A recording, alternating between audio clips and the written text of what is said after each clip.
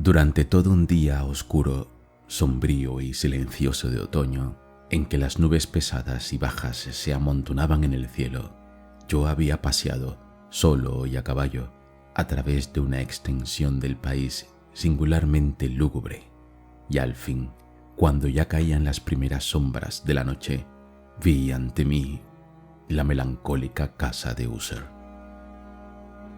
No sé a qué se debió, pero desde la primera ojeada que lancé sobre el edificio, un sentimiento de insufrible tristeza invadió mi espíritu.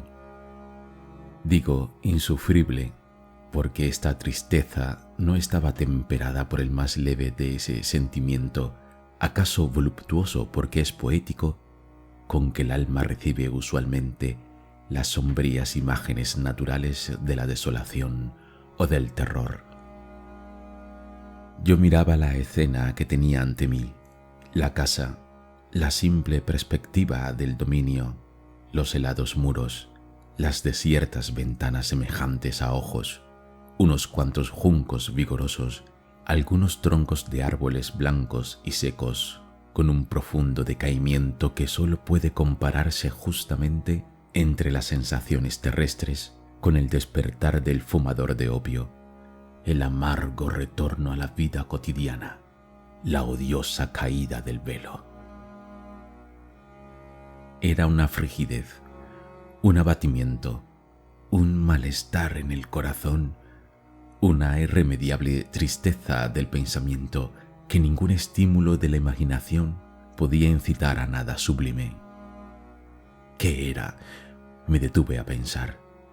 ¿Qué era aquello que tanto me enervaba al contemplar la casa User? Era un misterio totalmente insoluble. No podía luchar contra las tenebrosas fantasías que pasaban por mí mientras reflexionaba.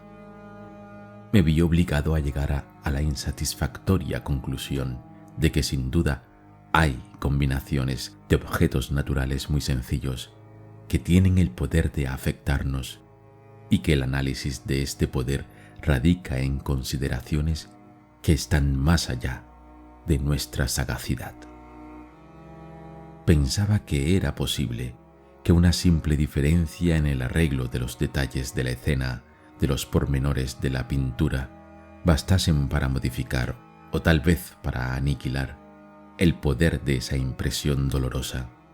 Y obrando de acuerdo con esta idea, llevé mi caballo hacia la escarpada orilla de un negro y espectral estanque que se extendía, con su brillo inalterable, ante el edificio, y contemplé, con un estremecimiento más intenso que antes, las imágenes reflejadas e invertidas de los juncos grises, de los troncos de árboles siniestros y de las desiertas ventanas parecidas a ojos.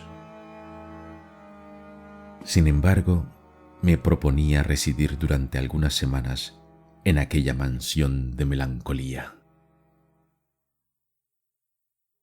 Su propietario, Roderick User, había sido uno de mis mejores compañeros de infancia, pero habían transcurrido muchos años desde nuestro último encuentro. No obstante, había recibido recientemente, en un lejano lugar del país, una carta suya, la cual, con su estilo violentamente apremiante, no admitía otra respuesta que mi presencia. La escritura daba muestras de agitación nerviosa. El remitente hablaba de una aguda enfermedad corporal, de una afección mental que le oprimía y de un vehemente deseo de verme como su mejor y realmente su único amigo, esperando encontrar en el gozo de mi compañía algún alivio para su mal. Era la forma en que todo esto y mucho más estaba dicho. Era la sinceridad de corazón con que hacía esta súplica lo que no me permitía la vacilación, por tanto, obedecí inmediatamente a lo que yo consideraba como una singularísima invitación. Aunque en nuestra infancia habíamos sido íntimos camaradas, en realidad yo sabía muy poco de mi amigo. Su reserva había sido siempre excesiva y habitual. Sabía, no obstante, que su antigua familia se había distinguido desde tiempo inmemorial por una peculiar sensibilidad de temperamento, sensibilidad que se desplegaba a través de las épocas en muchas obras de arte superior y se manifestaba últimamente en repetidos actos de una caridad tan magnífica como discreta, así como en una apasionada devoción por las complicaciones, antes tal vez que por las bellezas ortodoxas y fácilmente reconocibles de la ciencia musical. También había llegado a saber el notable hecho de que del tronco de la raza User, aun a pesar de su gloriosa antigüedad, no había nacido nunca, en época alguna, una rama duradera. En otras palabras, que la familia entera solo se había perpetuado en la línea directa, salvo insignificantes y pasajeras excepciones. Era esta deficiencia, pensaba yo mientras meditaba en el perfecto acuerdo que existía entre el carácter del lugar y el carácter proverbial de la raza, y reflexionaba en la posible influencia que en la larga serie de siglos el uno podría haber ejercido sobre el otro. ¿Era acaso esta deficiencia de rama colateral y la consiguiente transmisión no desviada de padres a hijos, del patrimonio y del nombre, lo que a la larga habría identificado a ambos de tal manera que el nombre original de la finca habíase fundido en la extraña y equívoca denominación de Casa User, denominación que parecía incluir en la mente de los aldeanos que la empleaban a la familia y a la casa solariega? He dicho que el único efecto de mi algo pueril experimento, o sea, el haber contemplado el estanque, había sido a hacer más profunda mi primera y singular impresión. No puede haber duda de que la conciencia del rápido desarrollo de mi superstición, ¿por qué no llamarla así?, sirviese para acelerar este desarrollo. Sé hace tiempo que esta es la ley paradójica de todos los sentimientos que tienen por base el terror. Y tal vez fue esta la única razón que hizo que cuando mis ojos, dejando de contemplar su imagen en el estanque, se alzaron hacia la misma casa, una extraña idea embargara mi espíritu. Una idea verdaderamente tan ridícula que si la menciono es tan solo para mostrar la viva fuerza de las sensaciones que me oprimían. Mi imaginación había trabajado de tal modo que creía realmente que en torno a la casa y a la posesión, lo mismo que en las cercanías, flotaba una atmósfera que les era peculiar, una atmósfera que no tenía afinidad con el aire del cielo, sino que se desprendía de los árboles secos, de las paredes grises y del silencioso estanque, un vapor pestilente y misterioso, pesado, quieto, apenas visible y de color de plomo. Apartando de mi mente lo que debía de haber sido un sueño, examiné más atentamente el aspecto real del edificio. Su carácter preponderante parecía ser el de una excesiva antigüedad. El decoloramiento de los siglos era grande. Pequeñas esponjosidades cubrían todo el exterior, colgando del tejado como una fina tela complicadamente bordada. Pero todo esto no representaba un deterioro extraordinario. Ningún trozo de la fachada se había caído, y parecía haber una extraña contradicción entre la perfecta adaptación de las partes y el desgaste de cada una de las piedras. Esto me recordaba la falaz integridad de las viejas entabladuras que han estado pudriéndose durante largos años en alguna bodega olvidada sin que las perturbase el soplo del aire exterior. Aparte de este indicio de un gran desmoronamiento, el edificio no ofrecía ningún síntoma de inestabilidad.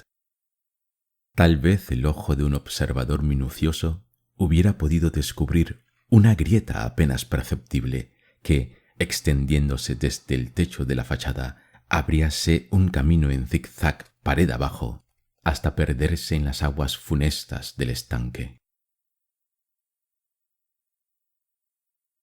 Mientras advertía estas cosas, seguí un corto sendero que conducía a la casa.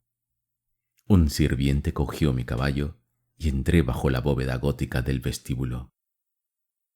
Un criado de furtivo andar me condujo en silencio a través de muchos oscuros e intrincados pasillos al estudio de su señor. Muchas cosas que encontré por el camino contribuyeron, no sé por qué, a reforzar las vagas sensaciones de que ya he hablado. Aun siendo los objetos que me rodeaban, las esculturas de los artesonados, los sombríos tapices de las paredes, la negrura de ébano de los pisos y los fantasmagóricos trofeos heráldicos que resonaban a cada paso mío, o tales como aquellos, cosas a las cuales estaba yo acostumbrado desde mi infancia y aun reconociéndolos sin vacilación como algo familiar, me maravillaba de que fuesen tan insólitas las ideas que despertaban en mí aquellas imágenes ordinarias. En una de las escaleras encontré al médico de la familia. Pensé que su fisonomía reflejaba una expresión en la que se mezclaban la baja trapacería y el asombro. Se cruzó precipitadamente conmigo y pasó. El criado abrió entonces una puerta y me introdujo a presencia de su señor. La habitación en que me hallé era muy grande y muy alta, las ventanas largas, estrechas y puntiagudas, y a tal distancia del negro piso de roble que eran completamente inaccesibles desde el interior.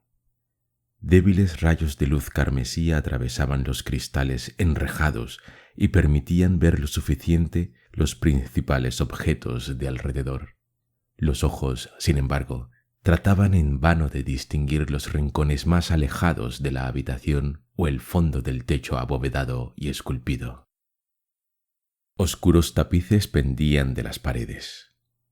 El mobiliario en general era excesivo, incómodo, antiguo y deteriorado.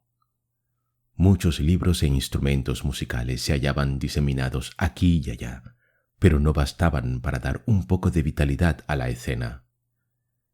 Yo sentía que respiraba una atmósfera de tristeza. Un aire de melancolía profunda e invencible flotaba sobre todo y lo penetraba. Al entrar yo, Usher se levantó de un sofá sobre el que estaba tumbado y me acogió con una calurosa vivacidad que tenía mucho, según pensé desde el primer instante, de exagerada cordialidad, del obligado esfuerzo del hombre de mundo en huyo. Sin embargo, una ojeada a su rostro me convenció de su perfecta sinceridad. Nos sentamos y durante unos instantes en que él guardó silencio, le contemplé con un sentimiento mitad de piedad y mitad de espanto.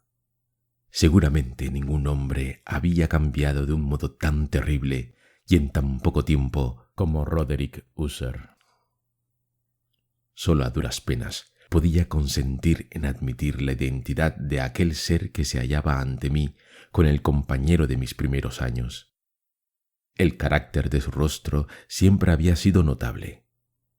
Un color cadavérico, unos ojos grandes, líquidos y luminosos sobre toda comparación, unos labios un poco delgados y muy pálidos, pero de una curva maravillosamente bella, una nariz de un delicado tipo hebreo, pero de una anchura de fosas nasales insólitas en formas parecidas, un mentón finamente modelado que delataba, por carecer de prominencia, una falta de energía moral, unos cabellos de una suavidad y de una finura más que de telaraña. Todos estos rasgos, además de un desacostumbrado desarrollo de los senos frontales, constituían un rostro difícil de olvidar. Ahora, en la simple exageración del carácter predominante de estas facciones y de la expresión que solían presentar, había tal cambio que yo dudaba del hombre a quien hablaba. La palidez, ahora espectral, de la tez y el brillo, ahora milagroso de los ojos, sobrecogíanme sobre toda cosa e incluso me aterrorizaban. Además, había dejado crecer sin medida el sedoso cabello y como aquel tejido arácnido flotaba más que caía en torno a su cara, yo no podía, ni haciendo un esfuerzo, relacionar su expresión arabesca con ninguna idea de simple humanidad. Al principio me sorprendió cierta incoherencia, una inconsistencia en los modales de mi amigo, y pronto descubrí que esto provenía de una serie de esfuerzos, débiles y pueriles, para dominar una vibración habitual, una excesiva agitación nerviosa. Ciertamente yo estaba preparado para algo parecido, no tanto por su carta como por los recuerdos de ciertos detalles de su infancia y por las conclusiones que había sacado de su singular conformación física y de su temperamento. Su acción era alternativamente apresurada y lenta. Su voz pasaba con rapidez de una temblorosa indecisión cuando los espíritus vitales parecen ausentes en absoluto, a esa especie de enérgica concisión, a esa pronunciación brusca, sólida, pausada y hueca, a ese hablar gutural y rudo, perfectamente emitido y modulado, que puede observarse en el borracho perdido o en el incorregible opiómano durante sus periodos de excitación más intensa. Así me habló del objeto de mi visita, de su vehemente deseo de verme y del consuelo que esperaba de mí. Se extendió largamente sobre lo que él imaginaba la naturaleza de su enfermedad. Era, dijo, un mal constitucional, un mal de familia para el cual desesperaba de encontrar remedio. Una simple afección nerviosa, añadió inmediatamente, que sin duda pasaría pronto. Esta se manifestaba por una serie de sensaciones innaturales. Algunas de ellas, tal como las detallaba, me interesaron y me confundieron. Sin embargo, es posible que influyesen en ello los términos y el tono general de su narración. Sufría mucho de una morbosa agudización de los sentidos. Los alimentos más insípidos eran los únicos que podía tolerar. Solo podía llevar trajes de cierto tejido. Los aromas de todas las flores le sofocaban. La luz más débil le torturaba los ojos y únicamente determinados sonidos de instrumentos de cuerda no le inspiraban horror. Le vi esclavo de una anómala especie de terror. «Me moriré», dijo. «Me he de morir de esta deplorable locura. Así y no de otra manera moriré. Temo los acontecimientos futuros, no por sí mismos, sino por sus resultados. Me estremece pensar en cualquier incidente, el más trivial, que puede actuar sobre esta intolerable agitación de mi alma. No siento en realidad horror al peligro, excepto en su efecto positivo, el terror. En este estado de enervamiento, en este estado lamentable, siento que más pronto o más tarde llegará el instante en que la vida y la razón me abandonarán al mismo tiempo en alguna lucha contra el siniestro fantasma del miedo. Reparé, además, a intervalos y por indicaciones quebradas y equívocas, en otra singular particularidad de su situación mental. Estaba dominado por ciertas impresiones supersticiosas relativas a la casa en que habitaba, y de la cual no se había aventurado a salir en muchos años, impresiones que se referían a una influencia cuya supuesta fuerza traducía en términos demasiado tenebrosos para ser repetidos aquí.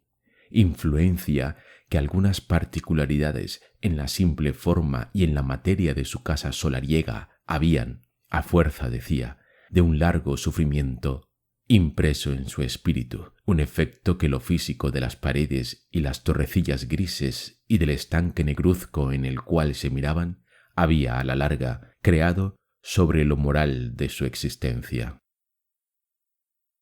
Sin embargo, admitía, aunque no sin vacilación, que gran parte de la singular melancolía que le afligía podía atribuirse a un origen más natural y mucho más positivo, a la cruel y prolongada enfermedad y, por último, a la muerte, evidentemente próxima, de una hermana tiernamente amada, su única compañía hacía muchos años, su último y único pariente sobre la tierra.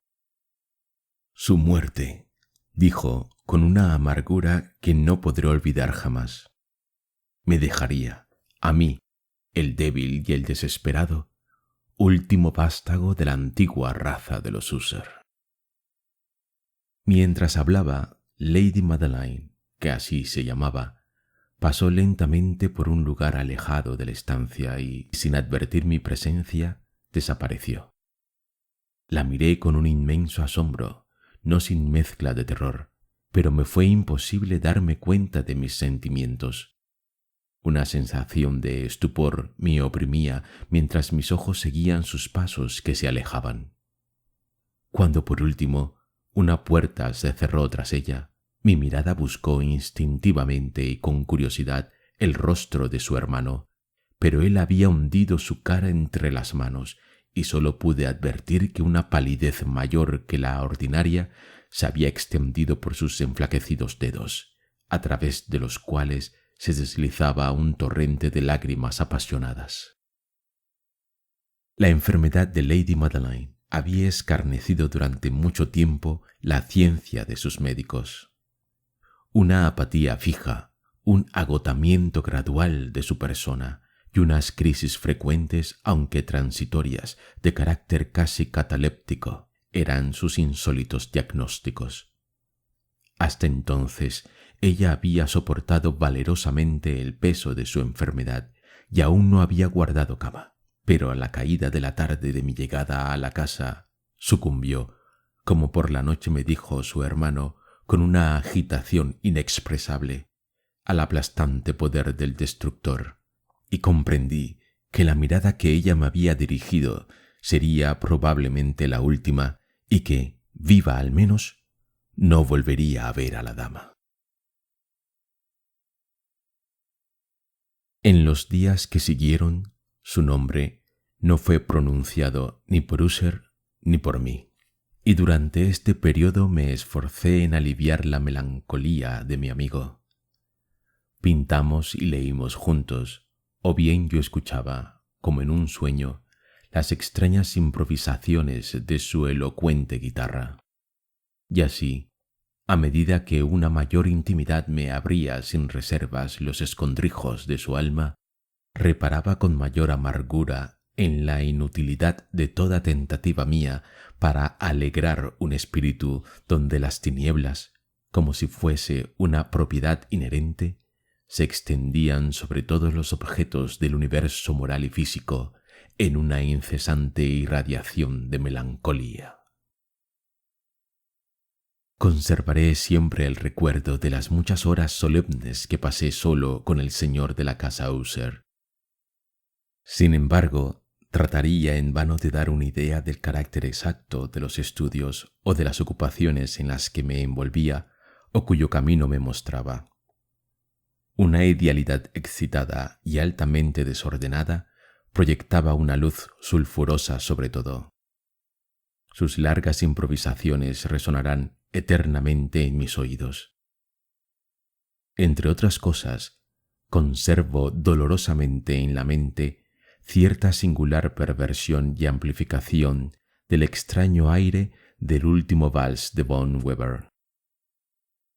De las pinturas que incubaba su laboriosa fantasía y que tenían, pincelada a pincelada, una vaguedad que me estremecía tanto más cuanto que no sabía por qué.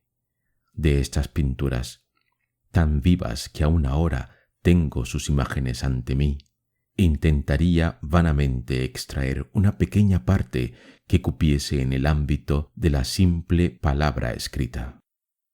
Pero la absoluta simplicidad, la desnudez de sus dibujos, detenían y subyugaban la atención. Si algún mortal ha pintado una idea, este mortal fue Roderick User.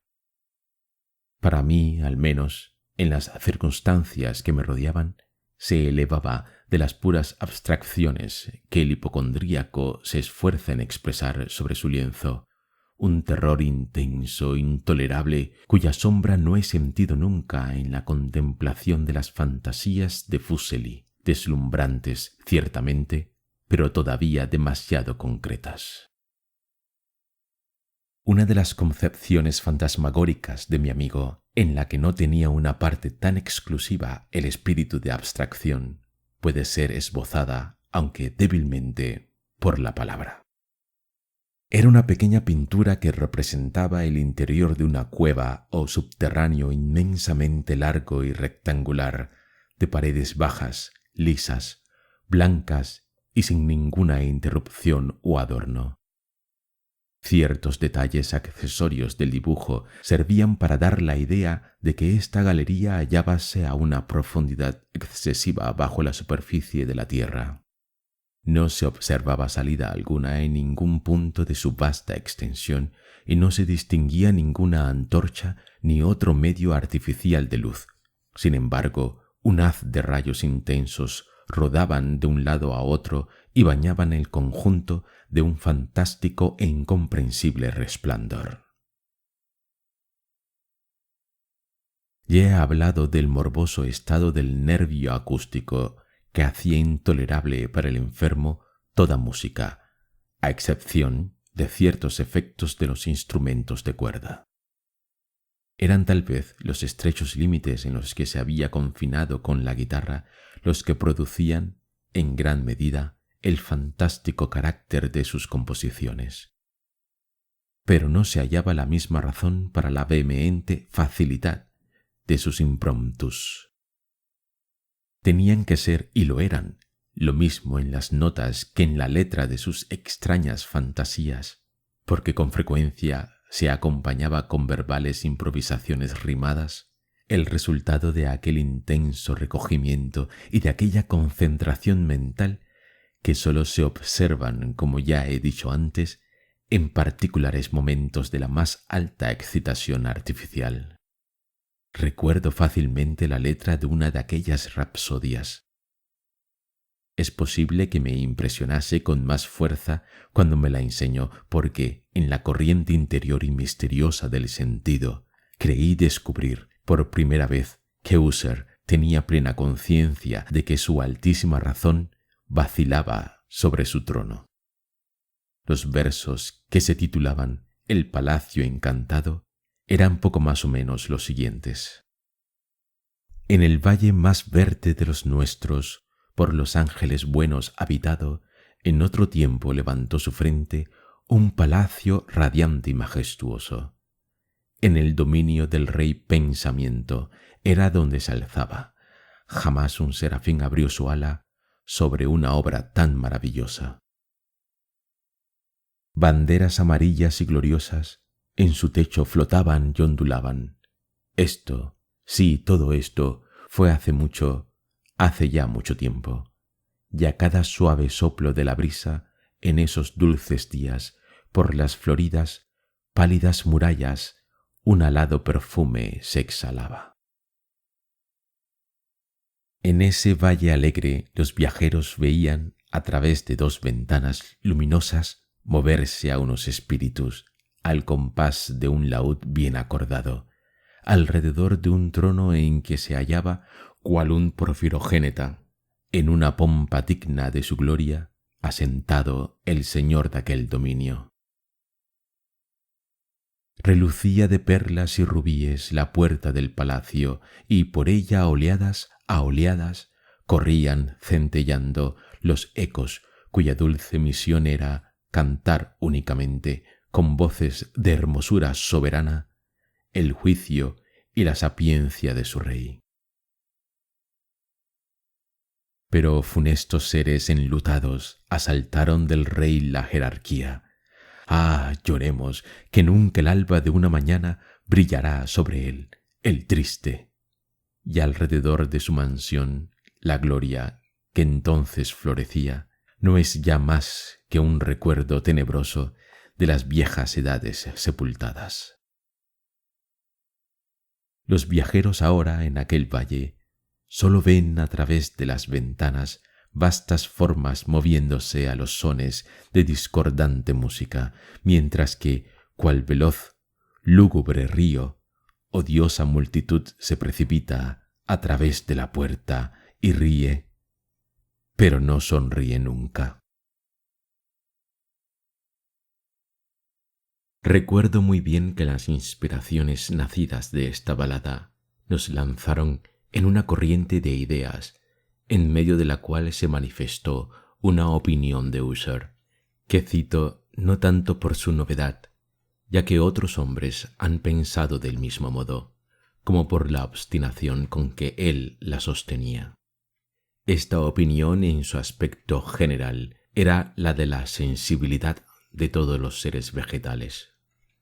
Pero en su desordenada fantasía la idea había adoptado un carácter más audaz y traspasaba, en ciertas condiciones, incluso el reino inorgánico. Me faltan palabras para expresar toda la extensión, todo el abandono de su fe. Sin embargo, esa creencia se relacionaba, como ya he dado a entender, con las grises piedras de la mansión de sus antepasados. Aquí, las condiciones de sensibilidad residían, según imaginaba, en el método de colocación de estas piedras, en el orden de su distribución, así como en el de todas las esponjosidades que las recubrían y de los árboles enfermizos que se alzaban alrededor, y sobre todo en la larga, inmutable duración de esta distribución y de su reflejo en las quietas aguas del estanque. La prueba de esta sensibilidad estaba, decía, y aquí me estremecía yo al oírle, en la gradual pero positiva condensación sobre las aguas y las paredes de una atmósfera que les era propia. El resultado, añadía, se manifestaba en la influencia silenciosa pero importuna y terrible que durante tantos siglos había modelado los destinos de su familia y que le hacía a él como yo le veía ahora, tal como era. Semejantes opiniones no necesitan comentarios y yo no los haré. Nuestros libros, los libros que durante años habían constituido una parte no pequeña de la existencia mental del enfermo, estaban, como puede suponerse, en perfecto acuerdo con este carácter de visionario. Analizábamos juntos obras como el Verbet y la Cartuja de Gresse, el Belfegor de Maquiavelo, el Cielo e Infierno de Swedenborg, el Viaje subterráneo de Nicholas Klimt de Holberg, la Quiromancia de Robert Fludd, John d'Indochine y de La Chambre, el Viaje a la azul lejanía de Tieck y la Ciudad del Sol de Campanella. Uno de sus libros favoritos era una pequeña edición en octavo del Directorium Inquisitorium del dominico Eimerico de Girona, y había pasajes en Pomponio Mela acerca de los antiguos sátiros africanos y los egípanes sobre los que soñaba Husserl durante horas. No obstante, su mayor delicia la constituía un libro gótico en cuarto, sumamente raro y curioso, el manual de una iglesia olvidada, las Vigilia Mortuorum Secundum Corum Ecclesiae Maguntinae. A pesar mío, pensaba en el extraño ritual de esta obra y en su probable influencia sobre el hipocondríaco, cuando, una tarde, habiéndome comunicado bruscamente que Lady Madeleine ya no existía, anunció su intención de conservar su cuerpo durante una quincena, en espera del entierro definitivo, en una de las numerosas bóvedas situadas bajo los anchos muros del edificio. La razón humana que daba a este singular proceder era de esas que yo no creía tener derecho a discutir. Como hermano, me dijo, había tomado esta decisión en consideración al carácter insólito de la enfermedad de la difunta, a cierta curiosidad importuna e indiscreta por parte de los médicos y a la remota y expuesta situación del panteón familiar. No negaré que cuando recordé la siniestra fisonomía de la persona que había encontrado en la escalera el día de mi llegada a la casa, no sentí el menor deseo de oponerme a lo que consideraba como una precaución inocente, pero de ninguna forma innatural. A ruegos de Ussher, le ayudé personalmente en los preparativos de esta sepultura temporal. Habiendo colocado el cuerpo en su ataúd, los dos solos lo llevamos a su lugar de reposo.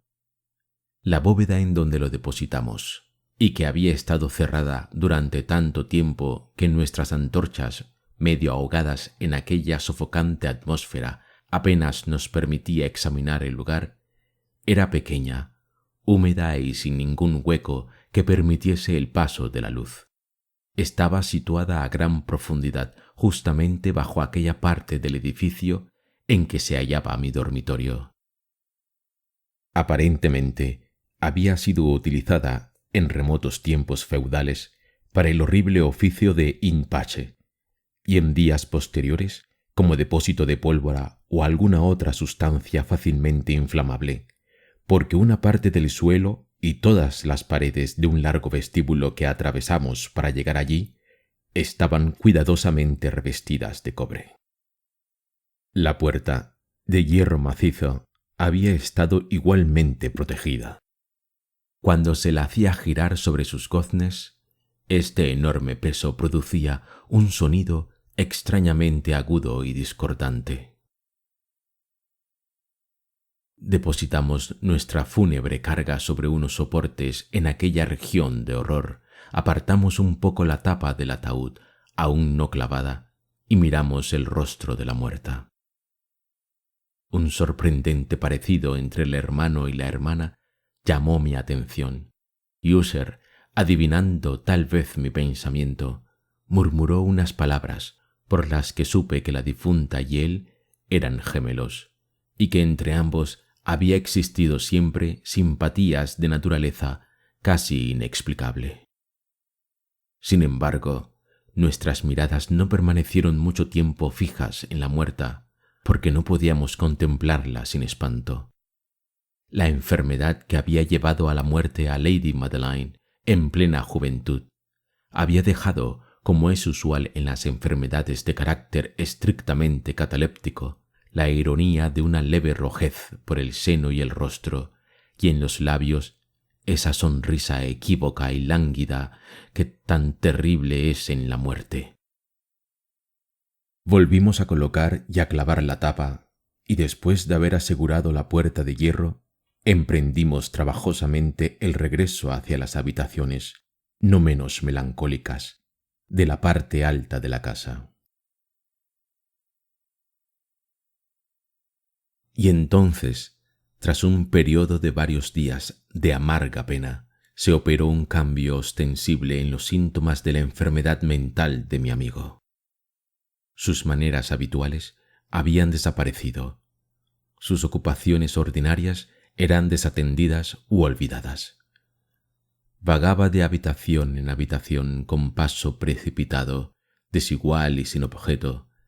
La palidez de su rostro había adquirido, si es posible, un color espectral, pero la luminosidad de sus ojos había desaparecido por completo. Ya no oía el áspero tono de voz que adoptaba en ocasiones, y un temblor que parecía causado por un terror extremo caracterizaba habitualmente su pronunciación. Algunas veces pensaba que su espíritu, incesantemente agitado, luchaba con un opresivo secreto sin encontrar el valor necesario para revelarlo.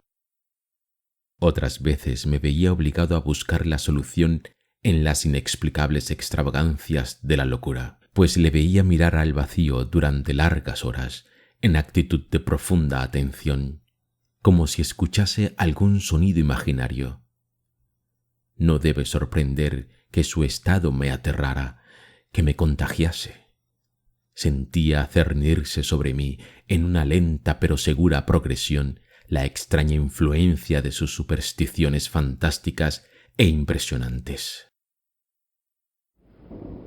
Fue especialmente una noche, la séptima o la octava desde que colocamos a Lady Madeline en la bóveda, cuando, al ir muy tarde a acostarme, experimenté plenamente el poder de estas sensaciones. El sueño no quería acudir a mi lecho, mientras las horas pasaban una a una. Me esforzaba en buscar la razón del nerviosismo que me dominaba. Trataba de persuadirme de que la sensación que experimentaba se debía en parte, si no totalmente, a la turbadora influencia del melancólico mobiliario de la habitación y a los oscuros tapices rasgados que, azotados por el viento de una tempestad naciente, se agitaban a intervalos aquí y allá sobre las paredes y zumbaban fatigosamente alrededor de los adornos del lecho. Pero mis esfuerzos fueron vanos. Un incontenible temor fue invadiendo gradualmente mi ser, y a la larga la pesadilla de una angustia sin motivo vino a sentarse sobre mi corazón. Respiré violentamente, hice un esfuerzo y conseguí arrojarlo fuera de mí, e incorporándome sobre las almohadas y mirando angustiosamente a través de la intensa oscuridad, presté oído, no sé por qué, a no ser que me impulsase un espíritu instintivo, a ciertos sonidos bajos e indefinidos que partían no sé de dónde, a largos intervalos, a través de las pausas de la tormenta. Dominado por una intensa sensación de horror, inexplicable pero insufrible, me vestí apresuradamente porque sentía que no dormiría en toda la noche, y me esforcé, andando rápidamente de un lado a otro de la habitación, en salir del penoso estado en que había caído. Apenas había dado unas cuantas vueltas cuando un paso ligero en una escalera atrajo mi atención. Reconocí inmediatamente que era el de Ussher. Un instante después, llamó suavemente a mi puerta y entró sosteniendo una lámpara. Su rostro era, como de costumbre, de una palidez cadavérica, pero, además, había en sus ojos una especie de insensata hilaridad, una histeria evidentemente contenida en todos sus modales. Su aspecto me sobrecogió, pero cualquier cosa era preferible a la soledad que había sufrido tanto tiempo, y acogí su presencia como un alivio. ¿No lo has visto?, dijo bruscamente, después de haber mirado en torno suyo y en silencio durante unos instantes. ¿Así pues, no lo has visto? Espera, ya lo verás. Mientras hablaba, ya habiendo oscurecido cuidadosamente su lámpara, se precipitó a una de las ventanas y la abrió de par en par a la tempestad. La impetuosa furia de la ráfaga casi nos levantó del suelo. Era realmente una noche de tempestad pavorosamente bella, una noche única y extraña en su horror y hermosura. Probablemente un torbellino se había concentrado en nuestra vecindad, porque había frecuentes y violentas alteraciones en la dirección del viento, y la excesiva densidad de las nubes, tan bajas que pesaban sobre las torrecillas de la mansión, no nos impedía apreciar la viva velocidad con que acudían una contra otra de todos los puntos en lugar de perderse en la distancia. Ya dije que su excesiva densidad no nos impedía apreciar esto, a pesar de que no divisábamos un jirón de luna ni de estrellas, ni había ningún resplandor de relámpago. Pero las superficies inferiores de las enormes masas de agitado vapor, lo mismo que todos los objetos terrestres que nos rodeaban, brillaban a la luz sobrenatural de una exhalación gaseosa que se cernía sobre la casa, envolviéndola en un sudario casi luminoso y perfectamente visible. «No debes, no mirarás eso», dije, temblando a Ussher, y con suave violencia le conduje desde la ventana hasta un sillón. Esos espectáculos que te turban son simples fenómenos eléctricos, nada extraordinarios, o quizá tengan su funesto origen en las fétidas miasmas del estanque. Cerremos esta ventana. El aire está helado y es peligroso para tu constitución. He aquí una de tus novelas favoritas. Yo leeré y tú me escucharás, y así pasaremos juntos esta noche terrible. El antiguo volumen que yo había escogido era el Mad Trist de Sir Lancelot Canning, pero le había llamado el libro favorito de Usher, más en broma que en serio, porque, en realidad, en su baja y nada imaginativa prolijidad, había bien poca cosa que pudiese interesar la alta y espiritual idealidad de mi amigo. Pero era el único libro que tenía a mano, y albergué la vana esperanza de que la excitación que agitaba al hipocondríaco hallaría alivio, porque la historia de las enfermedades está llena de semejantes anomalías, en la misma exageración de las locuras que iba a leerle. A juzgar por el aire de interés extrañamente tenso con que escuchaba o fingía escuchar las palabras de la narración, yo hubiera podido felicitarme del éxito de mi plan. Había llegado a esa parte tan conocida de la historia en que Ethelred, el héroe del Trist, habiendo intentado en vano penetrar amistosamente en la morada de un ermitaño, decide entrar por la fuerza. Aquí, como se recordará, el relato dice así: y Ethelred, que era por naturaleza un bravo corazón y además poderoso, gracias al vino que había bebido, no esperó más para parlamentar con el ermitaño, el cual era, en verdad, de obstinada y maliciosa naturaleza, sino que, sintiendo caer la lluvia sobre sus hombros y temiendo el estallido de la tempestad, levantó inmediatamente su maza y pronto se abrió a golpes, a través de las tablas de la puerta, un camino para su mano férreamente enguantada. Y tirando con ella fuertemente hacia él, hizo crujir, rajarse y saltar todo en pedazos, de tal modo que el ruido de la madera seca y sonando a hueco sembró la alarma y repercutió por todo el bosque. Al final de esta frase me estremecí e hice una pausa, porque me pareció, si bien deduje enseguida que mi excitada imaginación me había engañado, que de una parte muy lejana de la casa llegaba confusamente a mis oídos lo que hubiera podido ser, por su exacta analogía, el eco, pero un eco apagado y amortiguado, de aquel mismo ruido de arrancamiento y de crujido tan minuciosamente descrito por Sir Lancelot. Era, sin duda, la coincidencia lo que había atraído mi atención, porque entre el rechinar de los marcos de las ventanas y de todos los ruidos corrientes y confusos de la tempestad, el sonido en sí no tenía, seguramente, nada que pudiese intrigarme o turbarme. Continué el relato.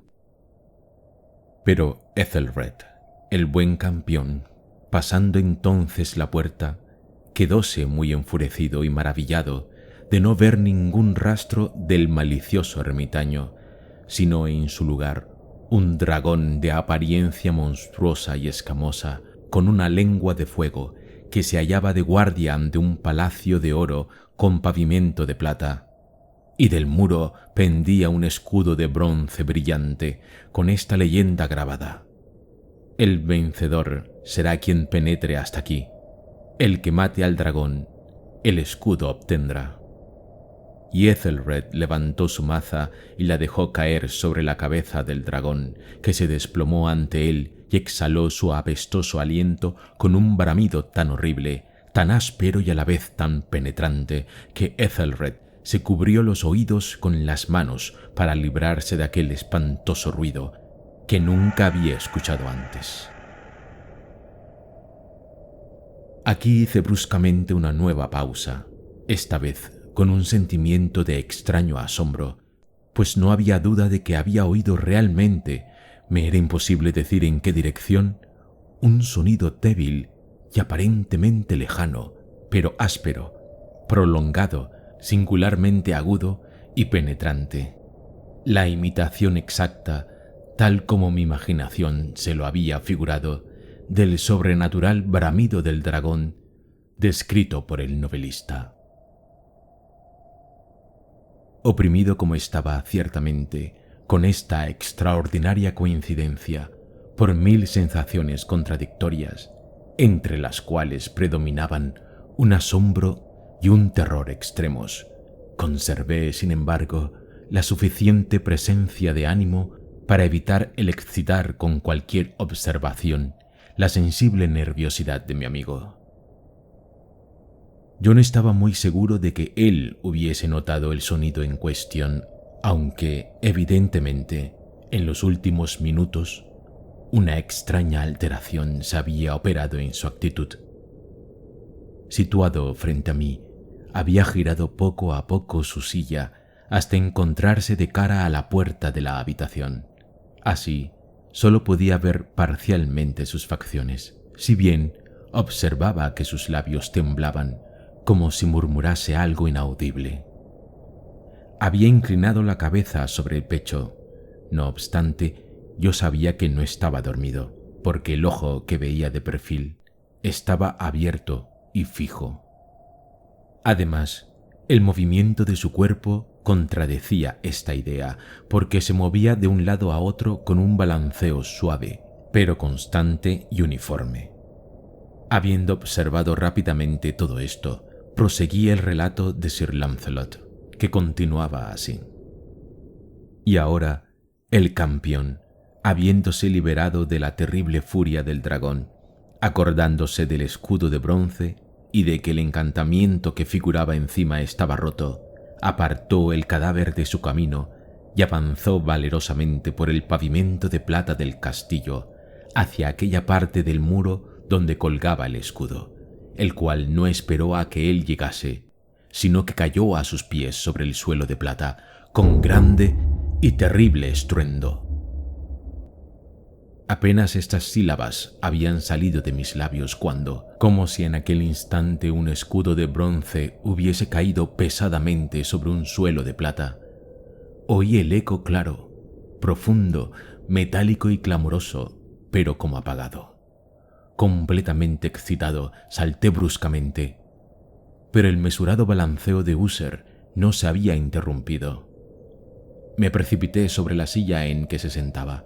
Sus ojos miraban fijamente ante sí, y en toda su fisonomía reinaba una rigidez de piedra.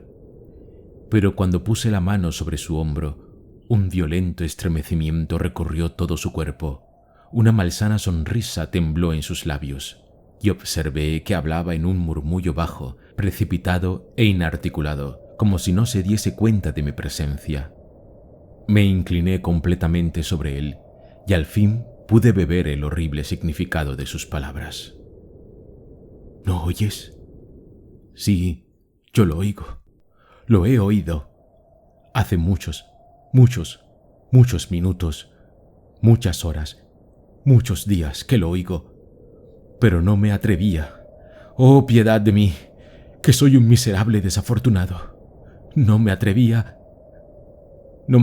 a hablar. La hemos metido viva en la tumba.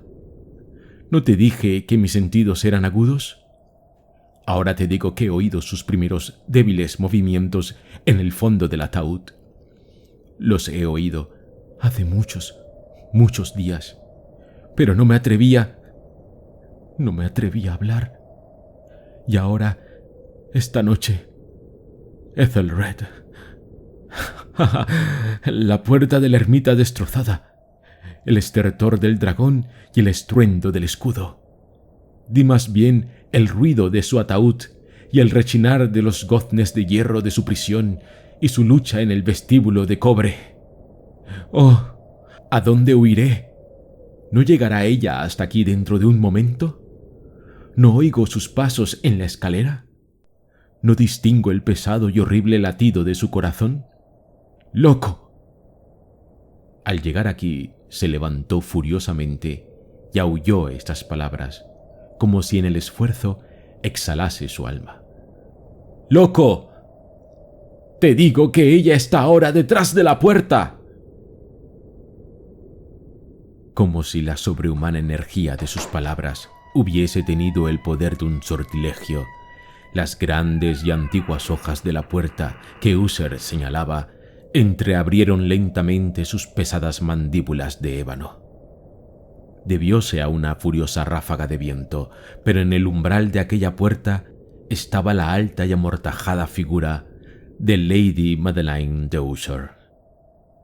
Había sangre en sus blancos vestidos y la evidencia de alguna acerba lucha en toda su enflaquecida persona. Durante un instante permaneció temblorosa y vacilante en el umbral. Luego, con un profundo y plañidero grito, cayó pesadamente hacia adelante sobre su hermano y en su violenta y ahora definitiva agonía arrastró al suelo el ya cadáver de éste, víctima de sus terrores anticipados. Horrorizado, salí huyendo de la estancia y de la casa. La tempestad continuaba en toda su ira cuando atravesé el viejo sendero. De súbito, una luz extraña se proyectó sobre el camino y me volví para ver de dónde podía nacer una claridad tan singular, porque solo tenía detrás de mí la vasta mansión y sus sombras. El resplandor provenía de la luna llena, roja de sangre, y que ahora brillaba vivamente a través de aquella grieta apenas visible antes, la cual, como he dicho, se extendía zigzagueando desde el tejado hasta la base de la casa. Mientras miraba, la grieta se ensanchó rápidamente. Sobrevino una furiosa ráfaga del torbellino. El disco entero del satélite brilló de pronto ante mi vista. La cabeza me dio vueltas cuando vi los poderosos muros partirse en dos. Se produjo un largo y tumultuoso estruendo, como la voz de 1000 cataratas, y el estanque profundo y corrompido situado a mis pies se cerró triste y silenciosamente sobre las ruinas de la casa User.